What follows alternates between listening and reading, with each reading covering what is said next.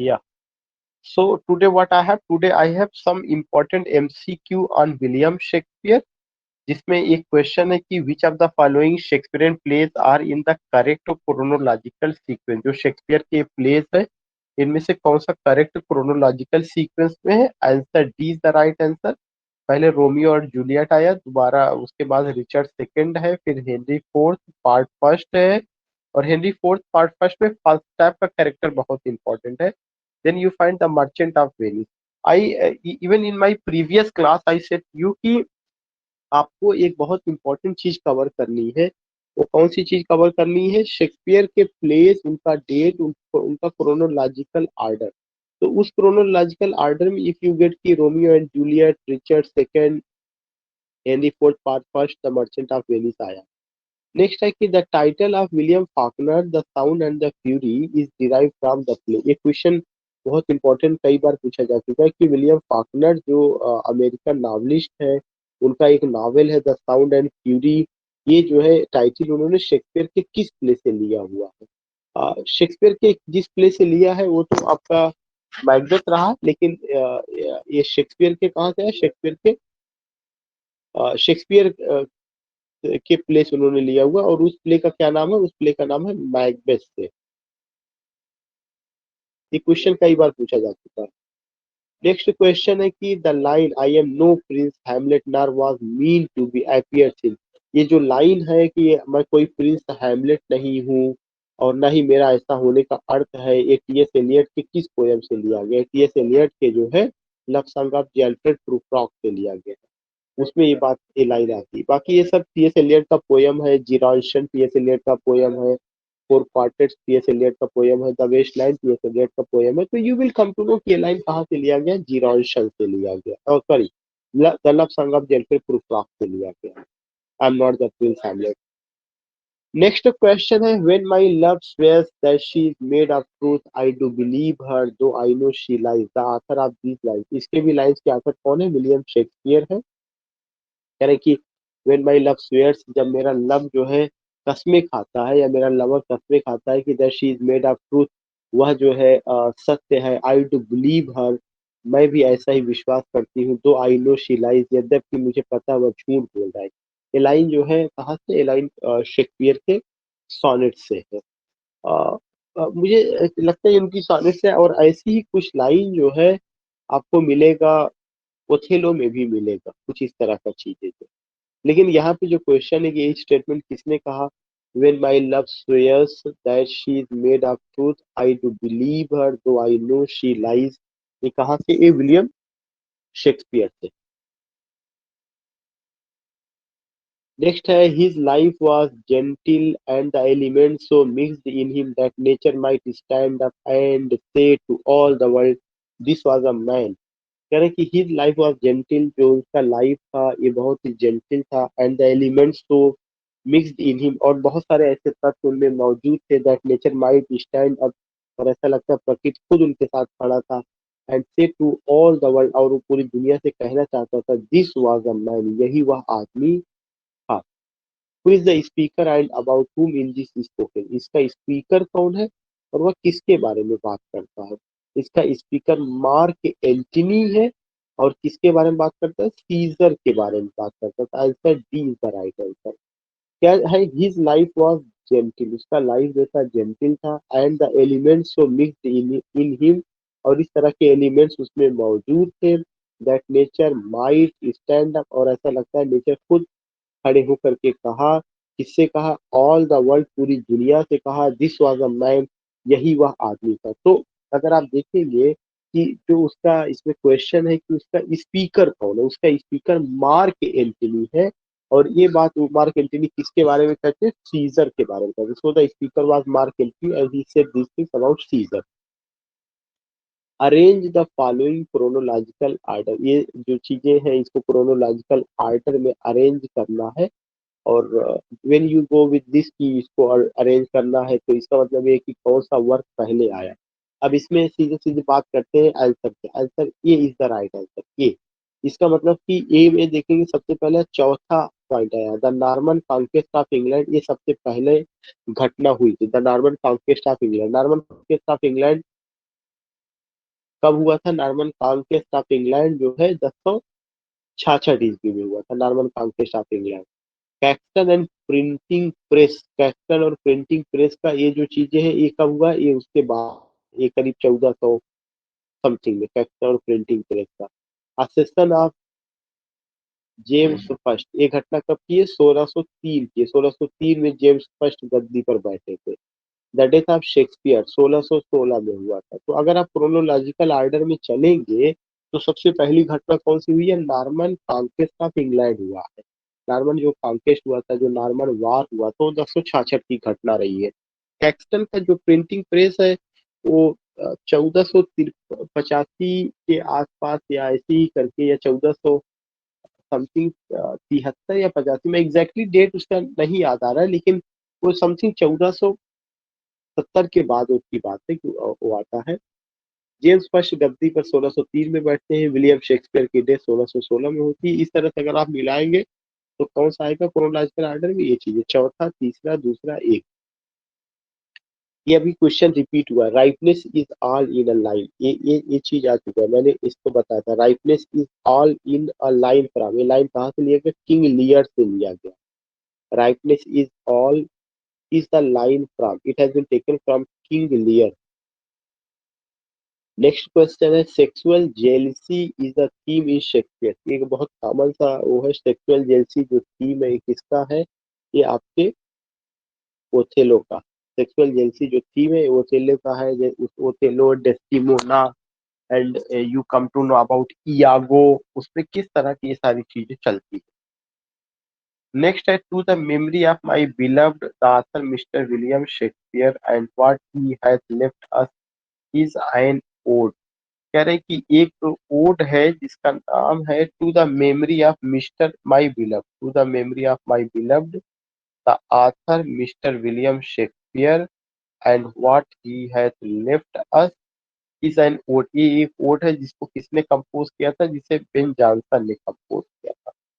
It's an ode composed by Ben Johnson.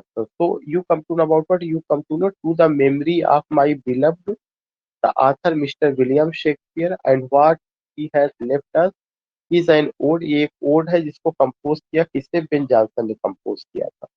It's also highly significant question. Sexual jealousy is a theme in Othello. Next है the title William Shakespeare,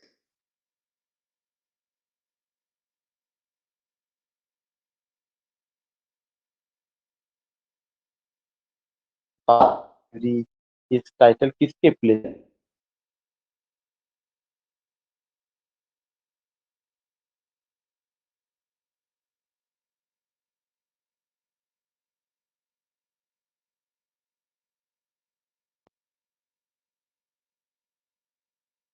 next है, sexual is a theme, sexual positiveness theme है किस play का? Midsummer Night's dream का। यहाँ पे एक confusion हो सकता है,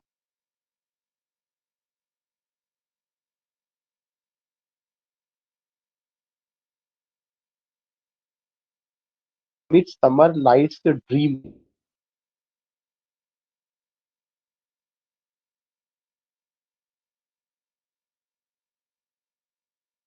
imagine the flight of Shakespeare sister. कह रहे हैं कि who among the following woman writers, इसमें कौन सी वुमन राइटर्स है जिसने जो है अच्छे रंग से इमेजिन किया शेक्सपियर की बहन की दयनीय सिचुएशन को बताया। शेक्सपियर की बहन की दयनीय सिचुएशन का जिक्र किसने किया है? वर्जीनिया वुल्फ ने किया। वर्जीनिया वुल्फ ने औरतों के हक, हुकूक या उनके अधिकारों की लड़ाई लड़ी है। उन्होंने अपनी राइटिंग में उन्हीं की बात की हुई है।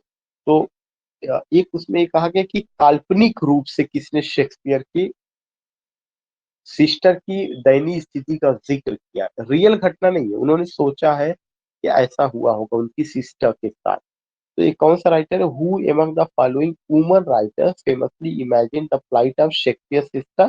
That is Virginia wolf.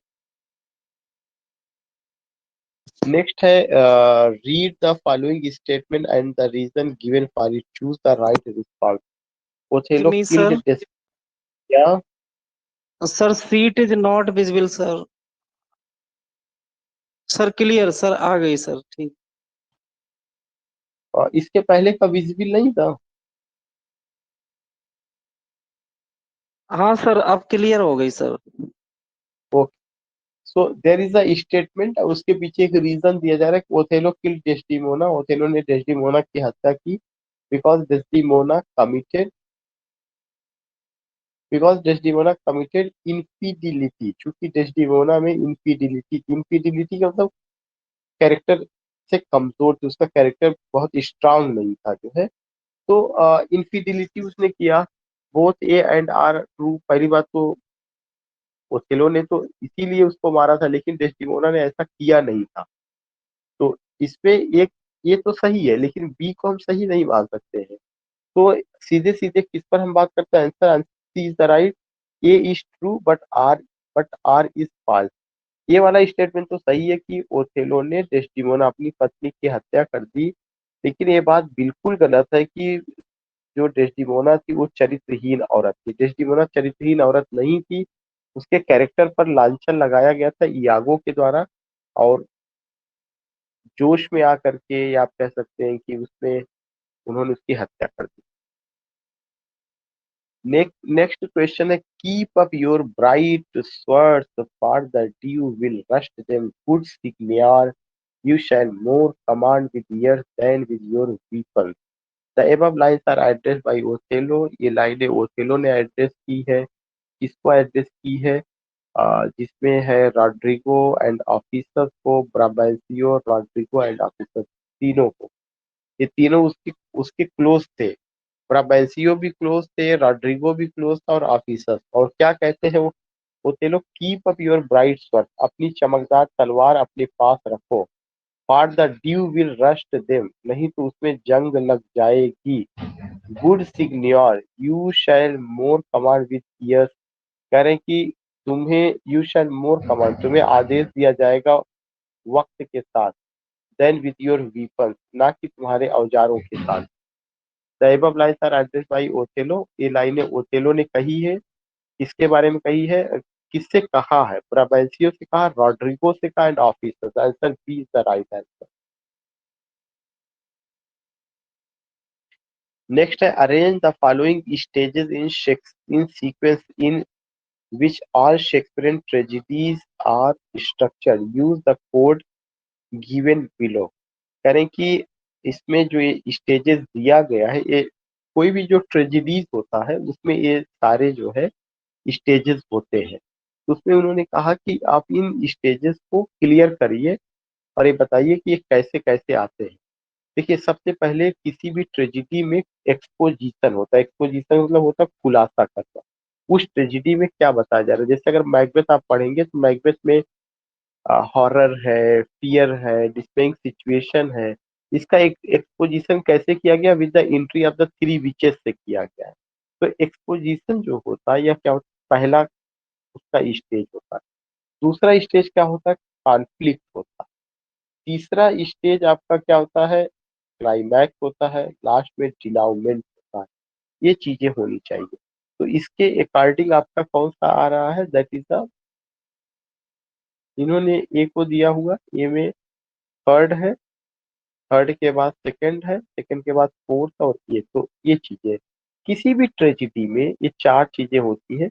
और इन चार चीजों में क्या है, एक्सपोजिशन होगा, उसके बाद कॉन्फ्लिक्ट होगा, फिर आपका क्लाइमैक्स होगा, फिर डिनाउमेंट होगा। डिनाउमेंट मतलब उसका डाउनफॉल होता है, खात्मा होता है, एंडिंग पार्ट होता है। एक्सपोजिशन का मतलब बिगिनिंग पार्ट होता है। कॉन्फ्लिक्ट का मतलब कि बीच में जब उसमें संघर्ष को दिखाया जाता है। क्लाइमैक्स क्या होता है, जब संघर्ष अपने उरूस पर होता है, अपने क्लाइमैक्स पर होता है।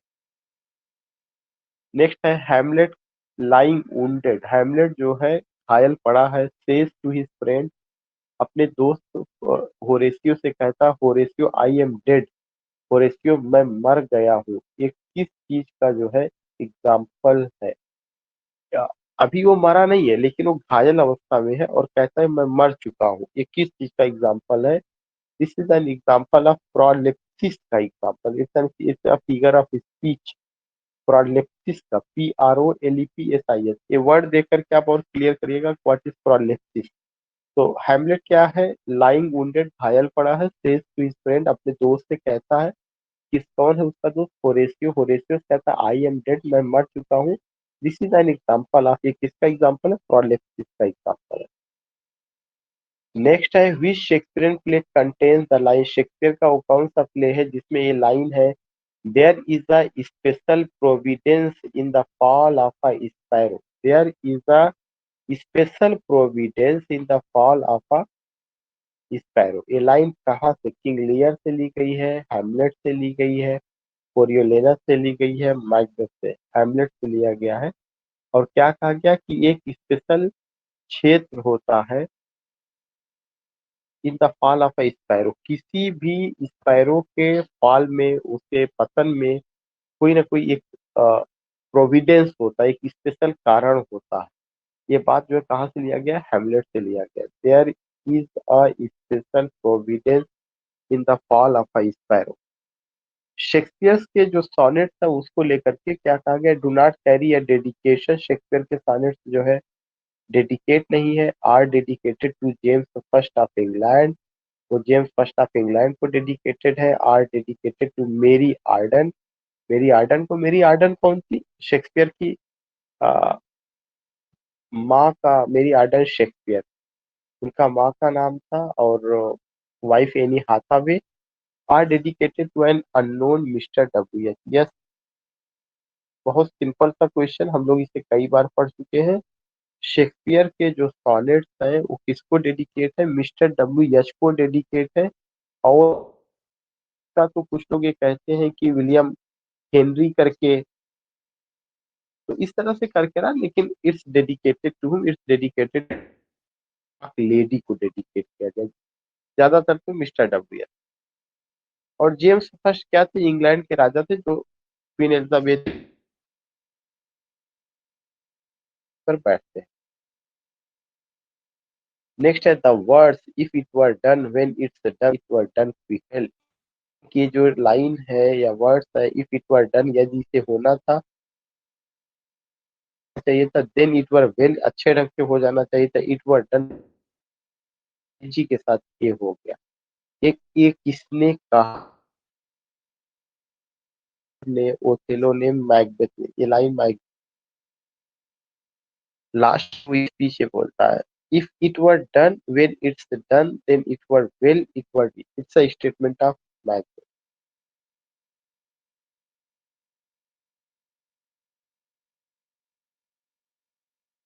Are the very first lines of well known work, जो है क्या है कि ये passages are the very first line, से फर्स्ट लाइंस है वेल नोन वर्क्स के। Match the lines and the work, इसमें से लाइन और वर्क वो करना है। तो सबसे पहले हमें कहाँ पे देखना है? पहले हमें देखना है लाइन क्या है। Let us go then you and I, ये love song of the Alfred Prufrock से लिया गया। इसका मतलब ये कि ये C, let us go then you and I, ये प्रूफ्राक से लिया गया है। सी आंसर, ये इज द राइट आंसर, एक से ही मिल गया। अब उसके बाद जो है, जो दूसरा है, दूसरे का ये कहा जा रहा है, दूसरा क्या है? कार्ल मी ईशा मेल, ये मॉबी डिक से लिया गया है। कार्ल मी ईशा मेल, ये मॉबी डिक से लिया गया। Where shall we three meet again, ये तो मैकबेथ का है। थ्री विचेस कहती है, ये बी से लिया गया।